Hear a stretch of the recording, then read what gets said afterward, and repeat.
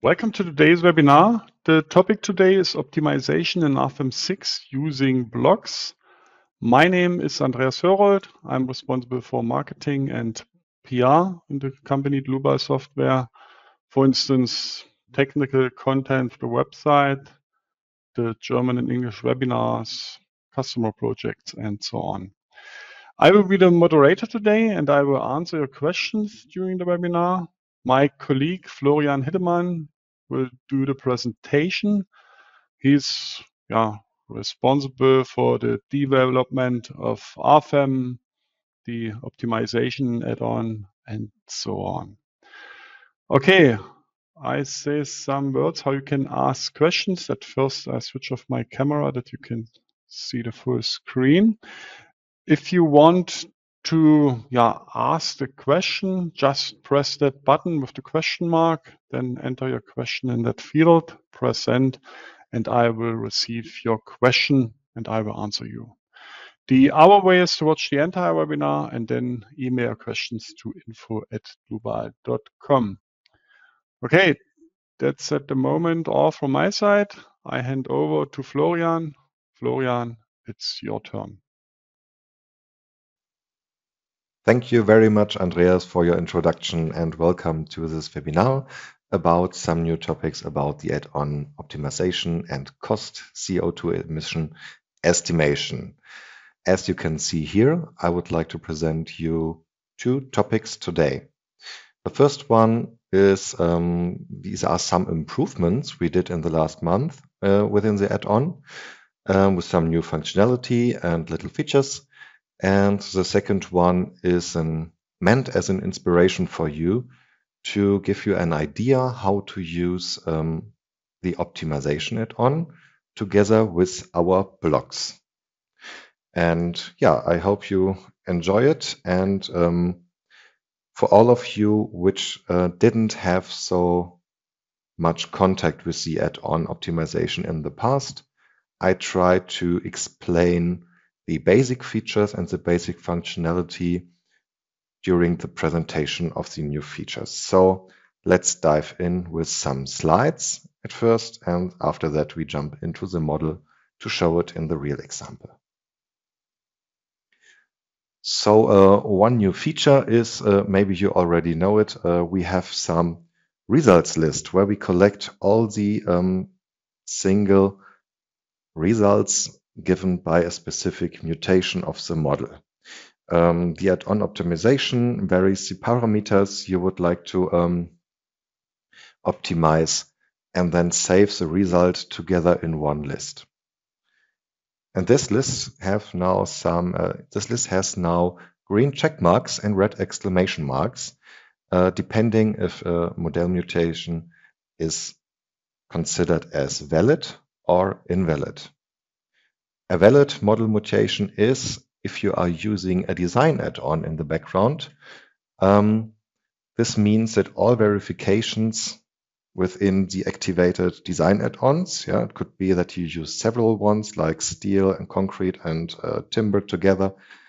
And if everything is fine and the verifications you set it up in these add-ons are satisfied or fulfilled, you will see a green check mark. If there is verification that is not succeeded below the 100% usage, you will see a red exclamation mark. And with this, you can really see have an overview which models fulfill your needs and which one not. It doesn't depend on the target value you set it up. There are some models that will have a lower target value where the verifications are failed, and the models where the verifications are valid, these are prioritized higher on the list. So if the target value is with 20.7 millimeters, for example, here in this mutation, this is bigger than the best one of a not valid model, and for the reason this is considered as green checkmark, it is higher in the list than the variant where the checks are not valid. So there is another type of calculation where you can see a red exclamation mark. And this is the case when we have a fail calculation, when something, for example, by varying some parameters, is not ready for a calculation and we have no results. Independent if you have a design add-on active or not. So the second one, also regarding the result list, we are now collecting every result from all model mutations, even across multiple optimization runs. In the past, we started a new list every time when you started a new optimization run. And now we changed that. We collect now from every optimization run, every single calculated model mutation and store them in one list. It's now consistent, or you can say persistent, unless you change the model when the results are not comparable anymore. If this is not the case, we store them into one list, and I will show it later. It sounds a little abstract now, but in practical use, it's very handy if you need to abort or change some settings later on. For example, you can now also change even the optimization target. Yeah, so this is a very nice feature, and I will demonstrate it shortly. Another big thing is are the new sensitivity factors. A sensitivity factor is a number from 0 to 1 which represents the influence of parameters for the desired optimization target. So once you have some calculations and has done some pre-calculations of the model, the program is trying out different parameters and analyzes how these variations impact the desired optimization target. And a number which is closer to 1 represents that this parameter has a higher influence for the optimization target than a parameter which is more to 0. We use these sensitivity factors to allow you perform a multi-stage calculation mode. This one is also new. The idea behind is that you can calculate by varying the most influential parameters, and the program automatically analyzes for you which parameters are good to be varied. So it sets then in the first stage, it calculates an estimation for the sensitivity factors. And then in a second step, the program automatically activates some parameters, not all, depending what you have set it up in the configuration. I will show it on a small example now. So let's dive into the program. And as you can see here, the first model is a variable timber beam. This one has nothing to do with blocks at the moment. It's just for demonstration purpose of the new features I just explained in the PowerPoint. So what do we see here? We have a easy static system. Yeah, it's a single span member, and in the ends there are some members reaching out on the left and on the right side. It's a rectangular cross-section. And of course, when we are dealing with optimization, there are some global parameters in use. So we start here with a 280 by 280 cross-section with C24 wood, or timber material. And as you can see here, the cross-section width is given with a global parameter and the cross-section height also.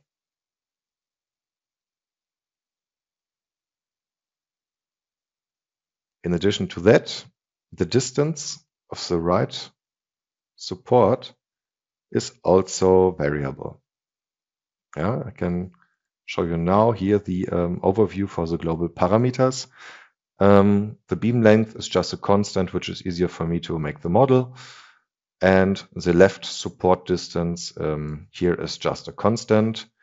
And we would like, in this little example, find optimal solutions for the right-hand support distance, which is now 1.5 meter, and for the cross-section width and height. This parameter here, the support distance, can be varied with 0.1 meter from the right side up to 2.9 meter, which is nearly in the middle of the beam. The cross-section width and height is going from 100 millimeter to 300, and it's going in steps of 20 millimeters. So you have 10 steps in between, and this is a variation this cross-section can take into account. So let's have the look on the first feature, recognizing valid mutations in the result list. So for this reason, I activated also the Timber Design add-on. As you can hear, Timber Design is activated, and yeah, I just made, for the demonstration purpose, easy loads. You see load case 1 with some self-weight, and there's another load case with a live load. We use here the German National Annex, of course, and a combination wizard. So you can see design actions. It's all standard, which you are maybe used already, that we do some combinations and design situations for you. So you don't have to worry about all the timber design specialties. So let's calculate the system in the first place to see what we are talking about here. So now it's a standard calculation without optimization. You can see in each run later on, all these calculations are performed for each mutation. And as we can see in the governing results of the design add-on, everything in this configuration looks fine. Yeah.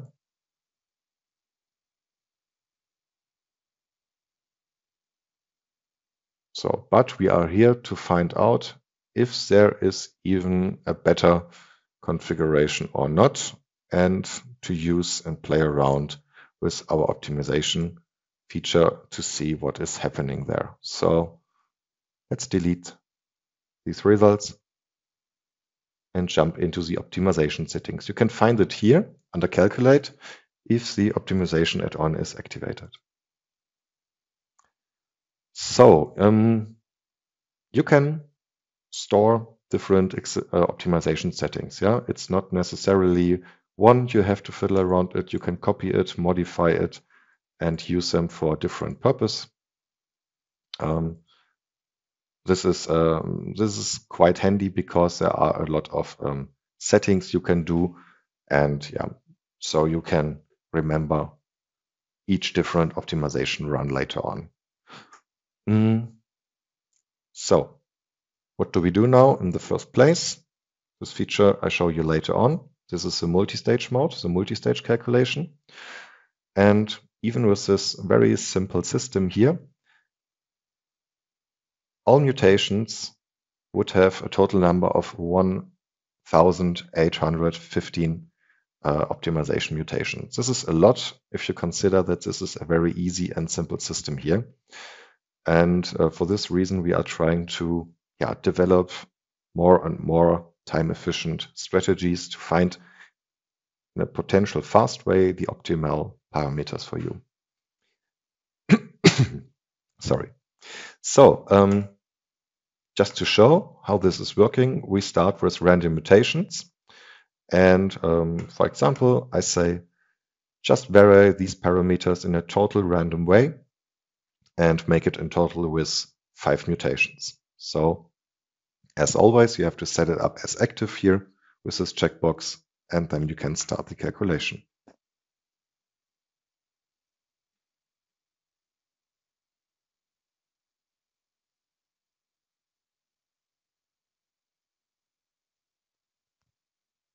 So as you can see in the background, the first iterations are calculated. Each one of these mutations is also calculated within the Timber Design add-on. And for this reason, you see model number 1, calculated with these parameters, didn't fulfill the design checks. Model number 2, like in our first example, fulfilled it. So with this algorithm here, it's just a random mutation. Yeah, here is no clear strategy for finding the optimal target value. The program at the moment is just giving random examples for these 3 values or parameters and collects all the results. So with this nice feature here, I show it, we can see easily which calculation fulfilled design checks and which not. And now if I cancel these calculation run here, today I will be mean to this model here and cancel it in any way. So what you can see here, the calculations you performed up to this point are stored. We have now 8 results. And as you can see here, the green check mark means it's very important to see it again. This model is now active, and because of the reason I canceled the calculation run, the add-on doesn't calculate the last cycle. So if you jump into a new model in the list, you have to calculate the model itself. We store only the results you can see here in the list. Obviously, we store not every full result which is calculated for each model. If you have a bigger model, that would be hundreds or thousands of results. But we collect the target value and everything you need to display this result table here. From this point, you can regenerate then your model because the add-on is varying the parameters like they are stored here in the way the model mutation shows it. So for this model number 7, I calculated it now, and here's a green check mark. And as you can see, this means that every design verification here, design check, is fulfilled. So let's see model number 1, for example. I change it here, perform a calculation to see what was going on, why there is a red exclamation mark.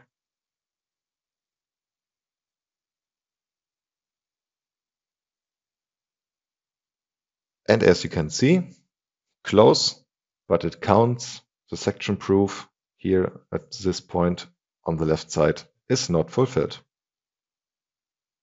So this is the way this list is working with these indicators here.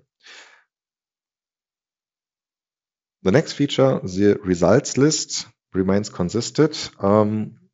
It's easy to show now because I canceled the first calculation run, and maybe at a later point, for example now, we would like to go for a new optimization run. So all I do now is say, okay, try to optimize it with a particle swarm, calculate 2% of the possible optimizations. As every time I make the optimization cycle here active. This is kind of a safety feature that you are really aware to perform an optimization run and not doing it accidentally if you calculate all. Okay, so what will happen next? Let's see. You can see the model, the results list here is stored.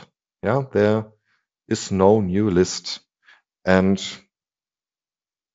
this is a small little feature, but very useful if you spend already some time with your model and calculate it, because now the optimization add-on checks each new mutation, and before it calculates it, it looks up into the result table and sees if this mutation was already calculated upfront. If this is the case, we jump automatically to the next mutation without calculating it. And if the model mutation is a new one, which is not stored in the list, the add-on just calculates it and edit it, like you can see here in the background.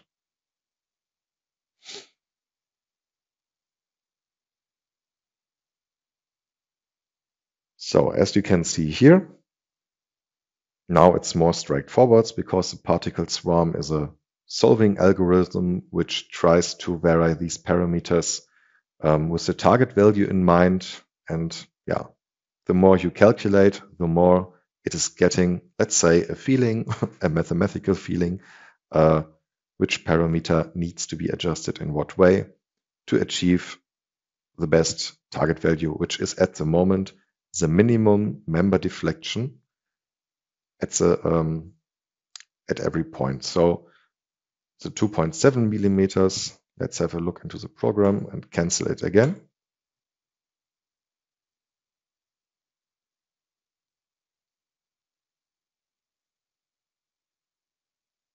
Where you can find it, because we abort the calculation, I need to perform a manual calculation of the system here. So let's see.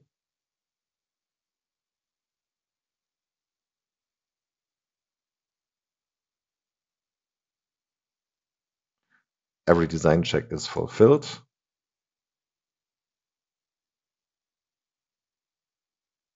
And for the target value,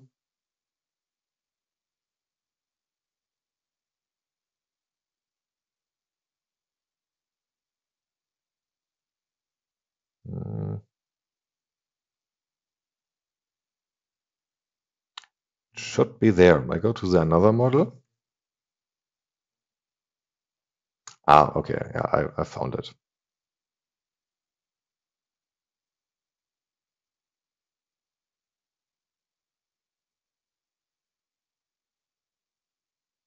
Okay, we are looking for 6.6, and yeah, this is considered overall design situations. You set it up, so if I go to the maximum load, here in design situation 1, the ultimate limit state, here you can find it's this part here in the members, the 6.6, and this is considered as a target value. Yeah, it is looking for a global minimum to minimize the maximum member deflection at any given point. Yeah, I give you some time to let it suck in. And now we are able to find out the 2.7 millimeters.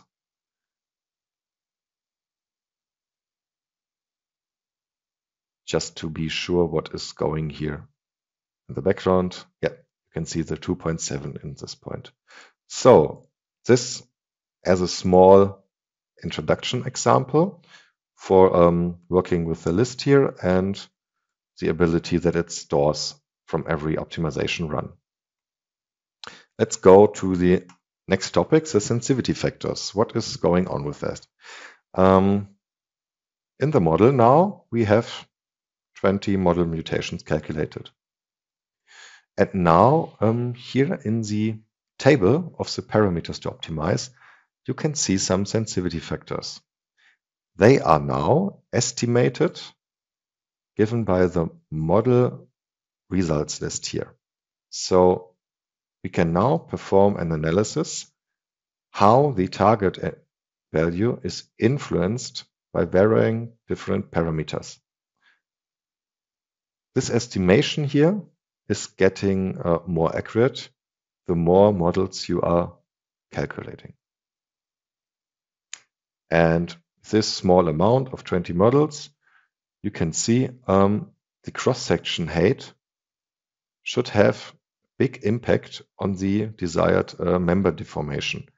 And it's a much bigger impact than, for example, the cross-section width. And yeah, if you're familiar with how the stiffness in such a system is working, that's absolutely plausible, because the height of a cross-section is going with the third with the third order, and the width is going with the first order into account of the stiffness of this beam. So yeah, it's very a plausible result.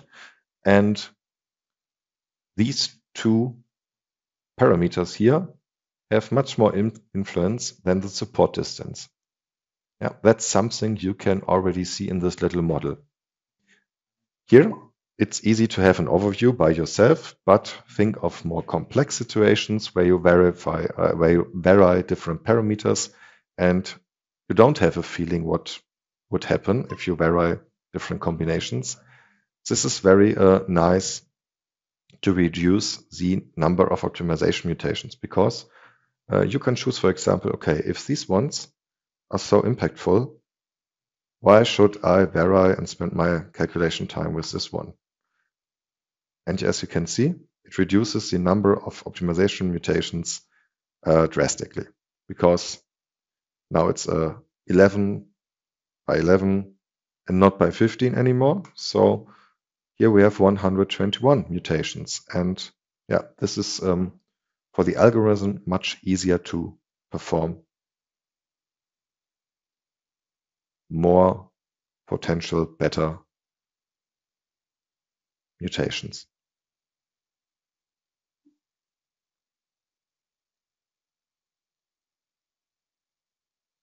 So now the model, because I set it here in this dialog, only these two parameters as active, the model is fixing here the 1.5 meter support distance and just varying the second and third one.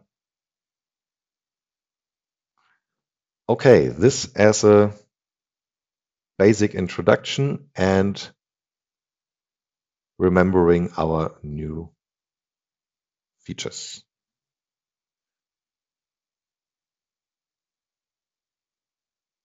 At this stage. So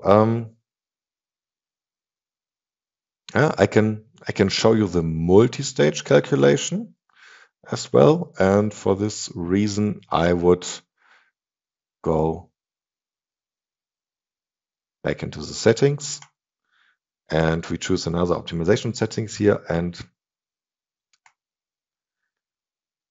now we have a look into these options here. The pre-calculation of sensitivity factors. For this reason, I will empty this list by varying the model. This is something you need to do now, because the list is stored. What I do now is I delete a load here. And if you change the model in a drastic way like this, all the results are deleted. So ensure that is something that will have an impact on your optimization results. So now we can start with a clean structure here.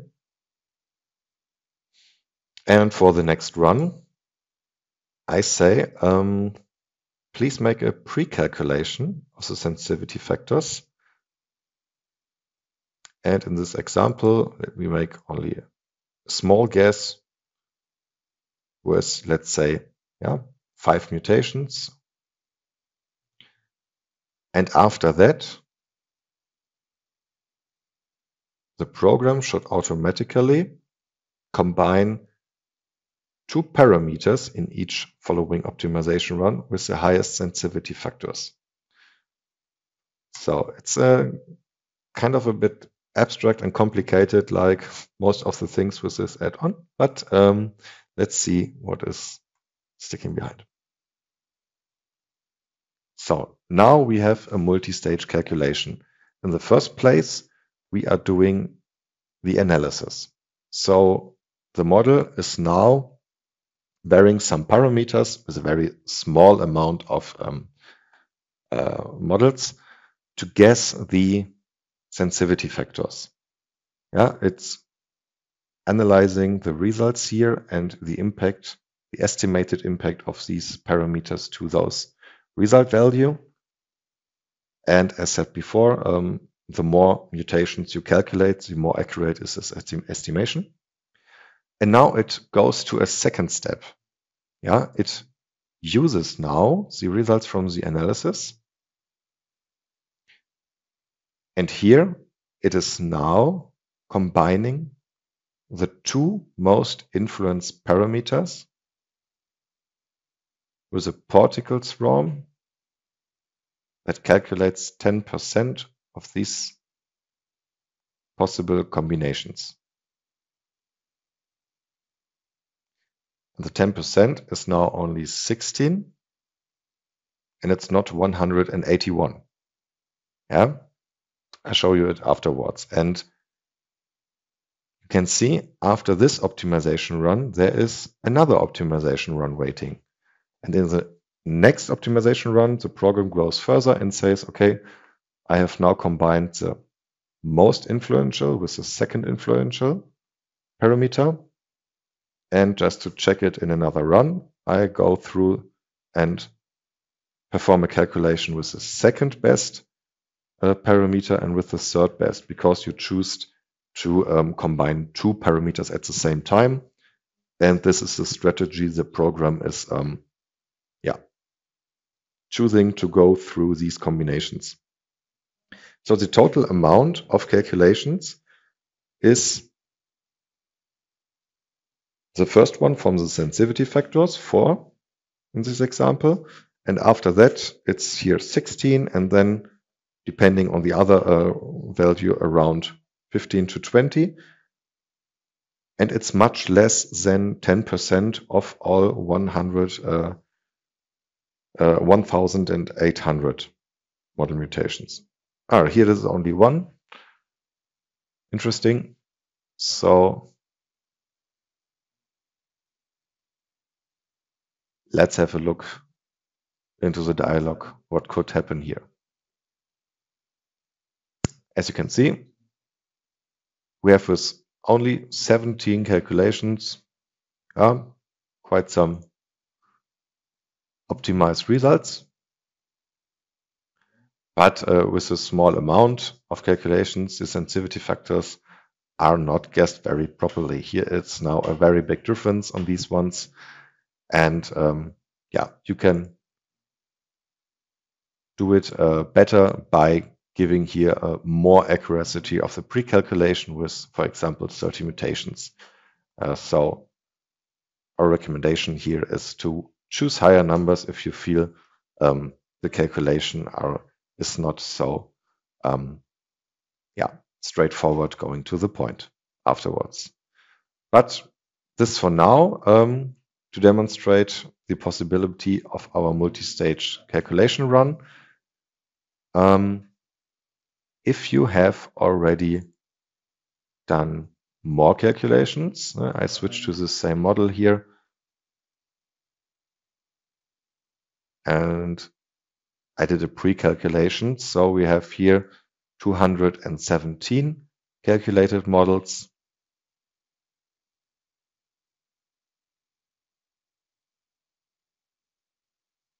As you can see, the sensitivity factors here are more accurate now because there is a big result list which is analyzed. And this is more or less, much more plausible from an engineering point of view. What is interesting now is that that's also a nice feature. It's new because we have a consistent result list now. You can change the target value afterwards. So for now, we did the member deformation, the minimum member deformation at a specific point as a target value. So obviously the height of the cross-section, the width of the cross-section, and the support distance. I'm sorry that these are here German words. If I would have translated them, the results would be deleted because it's changing the model. So I'm sorry for that, but I hope you can go with me. This is the support distance on the right side, the width of the cross-section, and the height. And obviously, the support distance should have no impact on the weight of the model, but the height and the width should be more or less equal, right? Let's check it. And we switch now to the minimum total weight. And as guessed, these sensitivity factors here are now changing, because now if you are varying the width and height, these influence the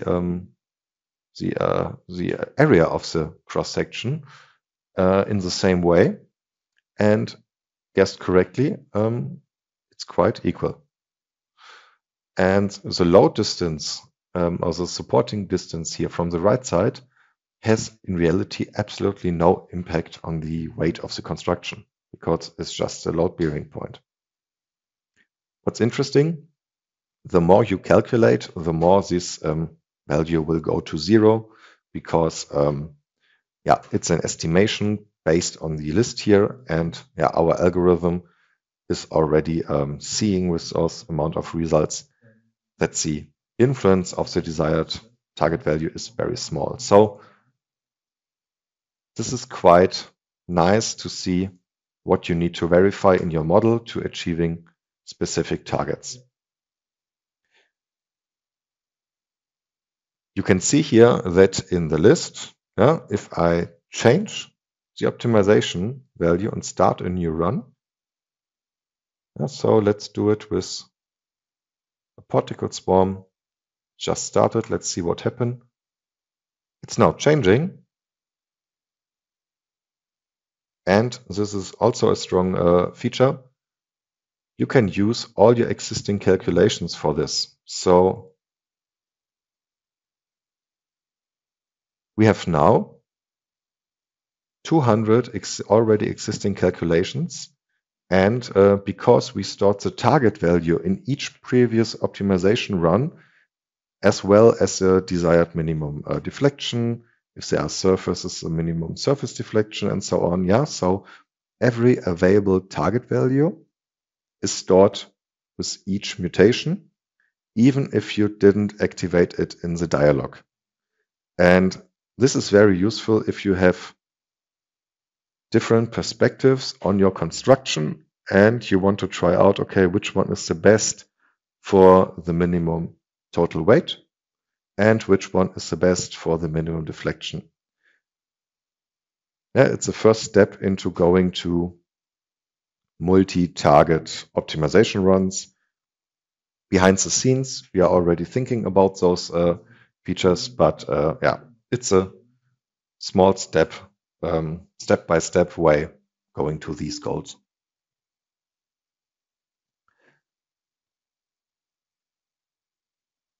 Okay, so now you saw everything. We can change the optimization targets. We store it across different optimization runs. We have a multi-stage calculation mode, and maybe you are already waiting for the title giving feature of this webinar, the optimizing blocks.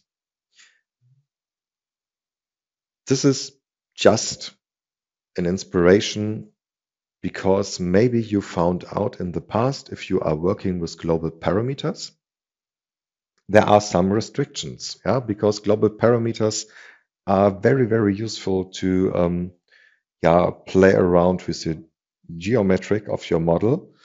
And you can use it in so many input fields that are quite helpful to steer your model and create the geometric system you would like to have, and also can add static values, resistance values in many different ways. But maybe you experienced also some restrictions when it comes to demanding on construction rules. If you have a more complex statistical system or construction you want to try out, you can use a block, because blocks are perfectly fitted to generate your model with your own specified rules, algorithm, programmable, and With a block, you can build your own configurator. And this configurator for itself takes input values.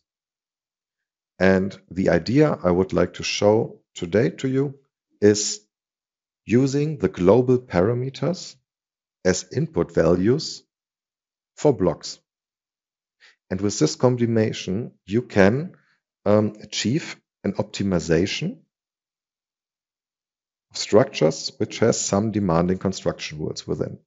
So in the example today, we will not only optimize some small construction elements like you've seen before with the member, or maybe in the last webinar with more complicated members playing around with the geometry.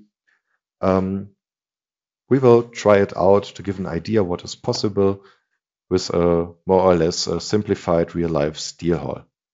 And in the steel hall, it will be possible that we play around with the number of the fields in length direction, and we'll play around with the number of the fields here in the roof area. The whole system you can see here is just one block. So thanks to my lovely colleague who created this, it's a real nice example what is possible there if you have the ability to play around in JavaScript at the moment. So at this point, I would like to make some advisement for next week.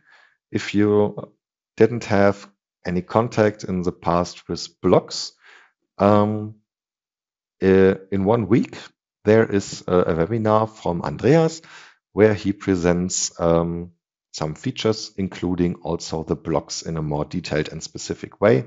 So if you're interested and to see more of blocks alone, maybe you can join the webinar next week if you have time. And for today, I will show you how to use the optimization together with a specified block. So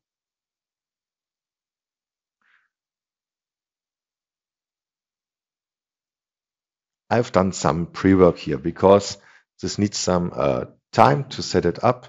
And so I would like to present what I did here and to show you what is special about this model.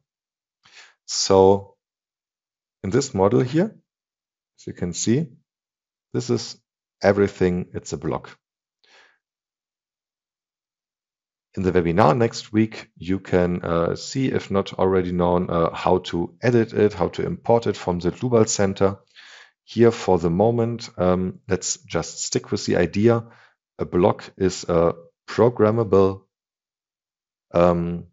object where you can define in JavaScript what is generated, what is steered. It's using internal features of our programmable API.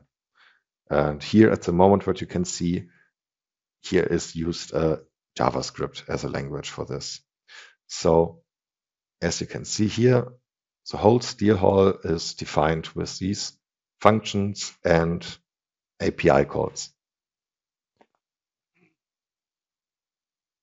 What is provided then, based on the structure here, you also define a parameter structure, and depending on what you are programming for the block, you have now your own input fields you use in your program. And this enables you to work with more complex structures. For example, this block is programmed in a way that automatically a bracing is activated. Here, you can see it here. If I unclick a checkbox, the bracing is updated. Yeah, it generates in the background a total new model. The numbering is different. Everything is different. So have in mind that you can play around this, just the borders within your fantasies and your and our abilities to work with JavaScript, obviously. But you can really do some fancy stuff with it. I set it up here, the input fields, to connect it with the materials, cross-sections, and everything which is in my model. And just here for the, let's say, a pre-calculation as an example, I added some easy and, yeah, it's leaning into a realistic load case scenario, but we are not rebuilding here our wind load generator or snow load generator. This is just for a demonstration purpose and to give you an idea what is possible with blocks. And yeah, if you have an engineering problem which is worth to spend some time with, which you are doing with a lot of repetitions, or you need to optimize it and there is something you would like to dive more into it, have in mind that you can program a block and then connect it with a global parameter. That's a trick for today here. I can just edit, for example, the number of spans in the width. So let's change this to 6, and we will see that here in the gable walls, the members and the bracing have changed completely. The whole structure of the steel hull is now different. I go back and change it to 4. So what I've done here is you can just use a global parameter in this input field. And as global parameters here, I have defined the span counts in the length direction and the span counts in the roof. Yes, and those values are defined as an optimization type. So this is a trick for today. We will optimize and play around with the span count, length, and roof, and vary them from 3 to 8 and 5 to 12. It's 5 by 7 steel hulls you create then in the background, and I will show you what is happening then if you use it in this way. So let's just go back here.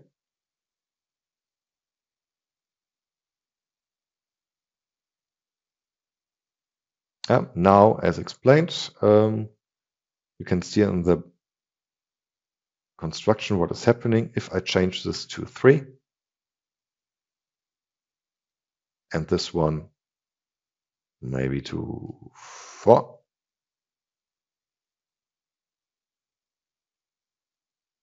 It's reconstructed. And this is, I think, a magic way to define even systems with different statical conditions, everything what can use a number, a Boolean variable, whatever you can use later on in a block and make complex, design complicated algorithm-based construction rules. And together with the power of the optimization tool, you play around with this block to achieve a global state of optimal target value. So let's go back and start with maybe 5 and 8. So I press apply and you see it's a totally new construction. So, but it, oops, I disconnected my table here. So this looks interesting, maybe, and I don't want only to consider different field spans, because if I choose less fields, I need stronger cross sections.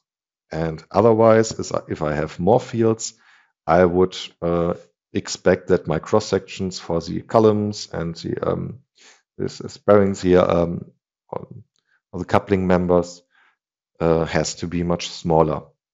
So don't forget, you can use our optimization add-on in combination with cross sections. So let's say I want to use these cross sections in my block, no? And again, everything is generated and defined by one block you can see here.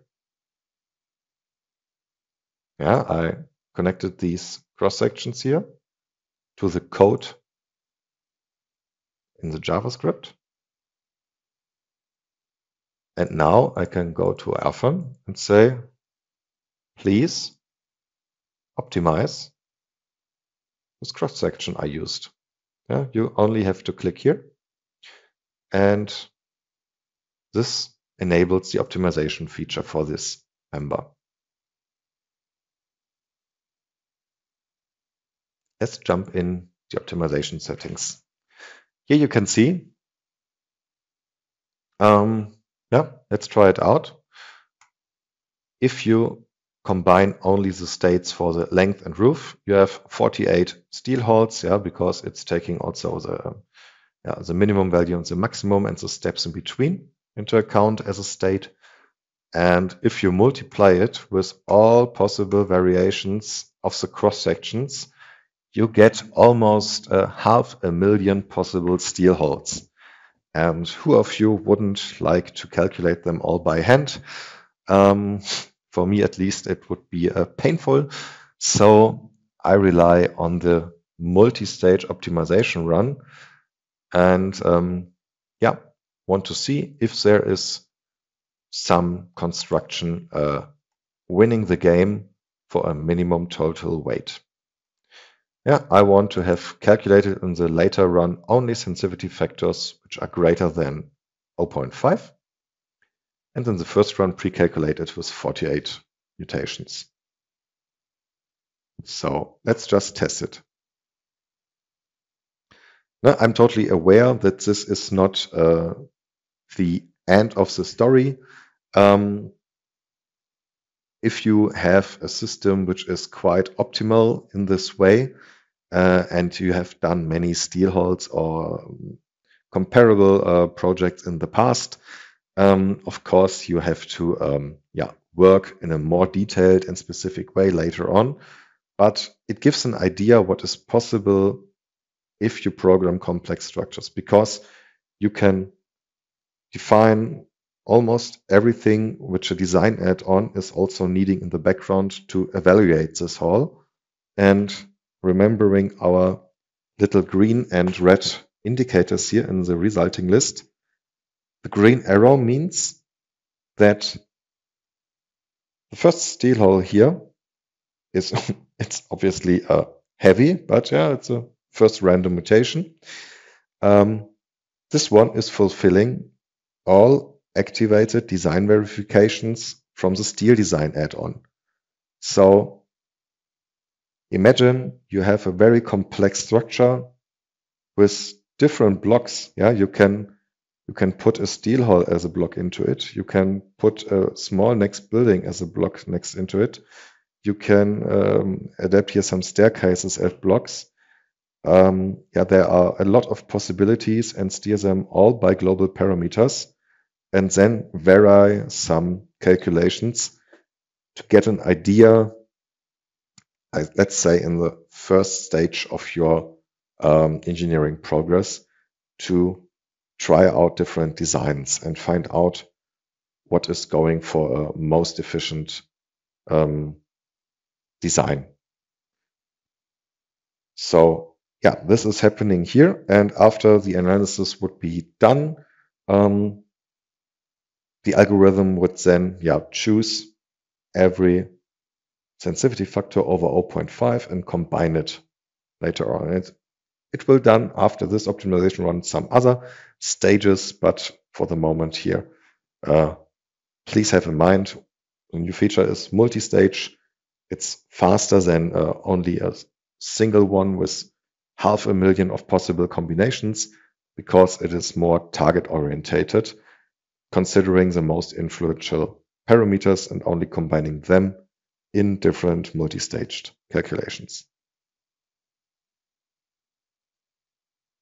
So in the end here, let's have a final look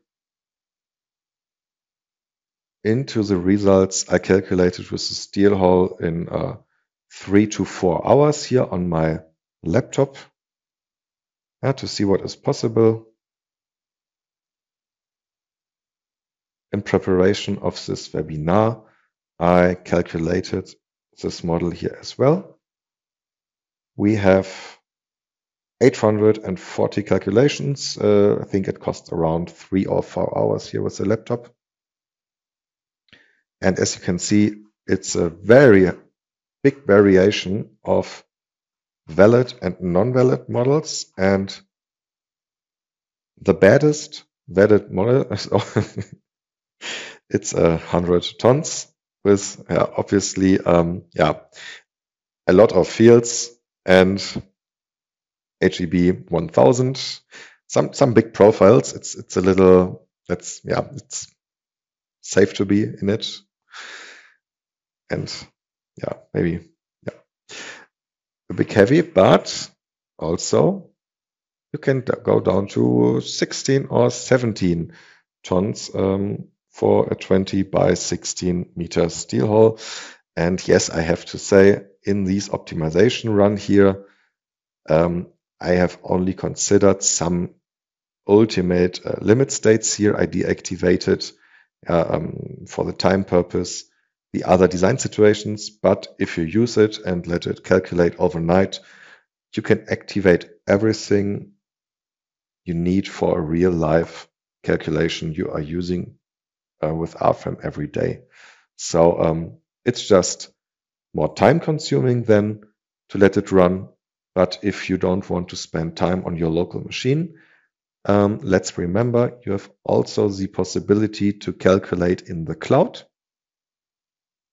Next week, there's a nice webinar. Remember, cloud calculation and blocks. So you can also go to the cloud, and you have then these machines here available, and you can put your system into the cloud calculation, let it calculate, get the results after that, and it's then maybe a better inspiration how to adapt improvements on your model with this technology. And let's have a final overview from steel design. Here I also, in the block, there are no effective stability designs defined. You can, of course, do it.